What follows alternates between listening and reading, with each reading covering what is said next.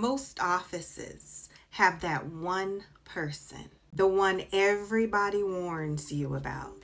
Before you even meet them, somebody says, "Watch out for her. She's mean. She's difficult. She doesn't work well with people." And just like that, you walk into the relationship with someone else's opinion already sitting in your chair. But let me tell you something I learned. I've worked in offices where the person labeled difficult ended up being one of the most honest, loyal, helpful people there. Actually, in most of the offices I've worked in, the so-called difficult employees are still people I remain close with to this day. And that says a lot. Not because everybody was completely wrong. But because I choose to have my own experience with people instead of inheriting the office narrative. And honestly, too many adults do this at work. One person forms an opinion, then suddenly the whole office adopts it like a group project. I have enough projects. Nobody pauses to think for themselves. Nobody asks, "Wait a minute, what was your part in the conflict?" Because sometimes the person labeled difficult is just the person who stopped tolerating fake behavior. Sometimes they're direct. Sometimes they're exhausted. Sometimes they got tired of workplace politics. And sometimes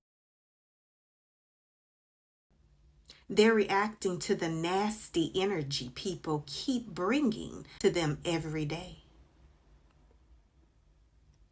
Now let's be honest for a second. Some people come to work already irritated.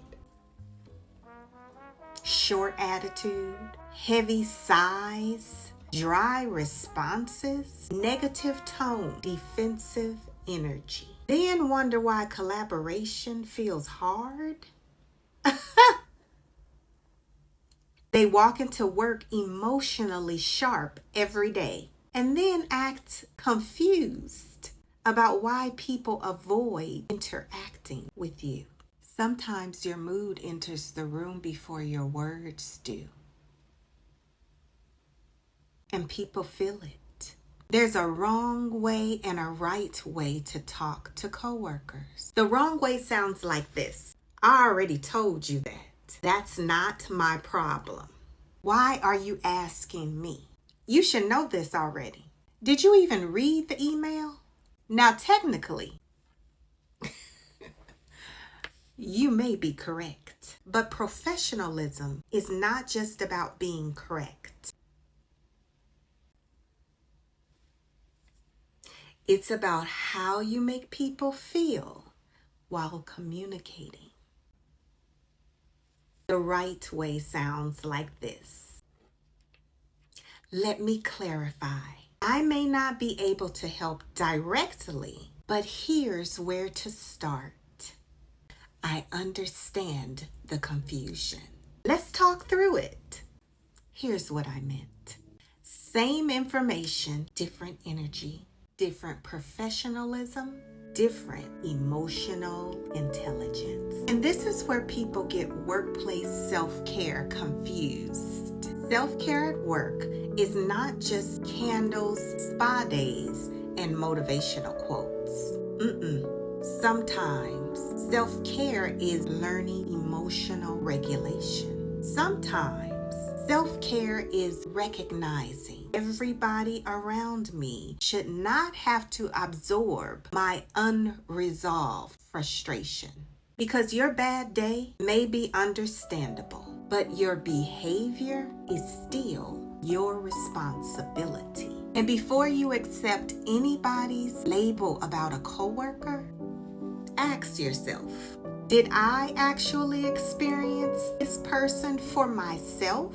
Or did I inherit an office opinion because it was easier than thinking independently?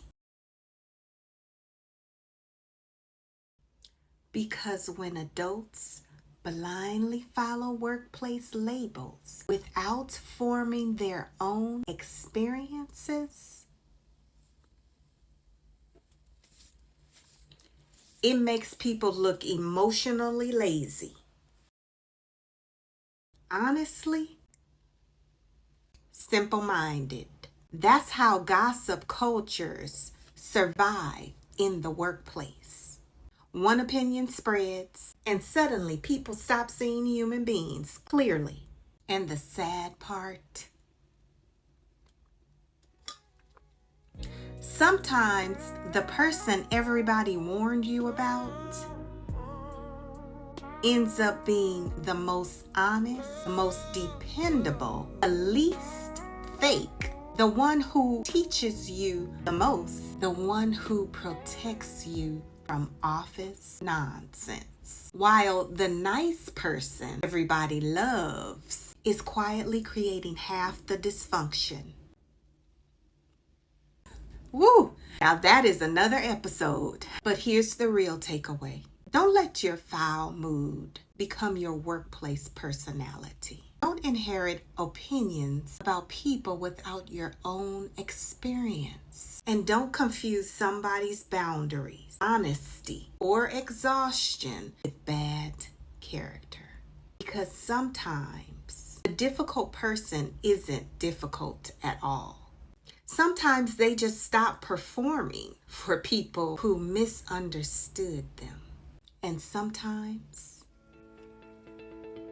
the real problem is the behavior people normalize around them. This is SCW Self-Care at Work, because professionalism is emotional too, and calm people